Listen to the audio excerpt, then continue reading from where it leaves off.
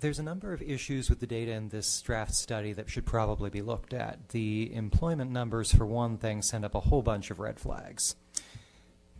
It's very refreshing to see the housing need number coming down from the unbelievable 1,800 last summer to a more rational 500 now. But the problem with that number is that it was derived not based on the number of people who currently rent in Sedona and need a more permanent solution, or the number of people who work in Sedona who are looking to live in Sedona, but rather by the priority that the city government wants to try to move a lot more people here to put more kids into the state indoctrination system. Well, number one, that's a faulty premise because it doesn't really capture the full scope of Sedona's need. Number two, as we've heard a little bit from the Commission tonight, this is not necessarily the government's job. And number three, the proposal has serious moral issues. Another issue with the data that comes up in this study is that it repeats the notion that there's been some sort of massive increase in short-term rentals over the past, in this case, 5 years.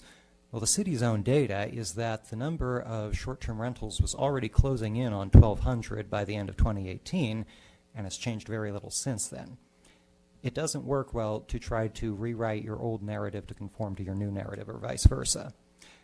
The plus in the mention of short-term rentals here is that for the first time the second homeowner problem, which is inseparable from short-term rentals, is acknowledged as part of the housing issue. The most interesting data point in this study is where it mentions that 34% of housing in town was constructed before 1980.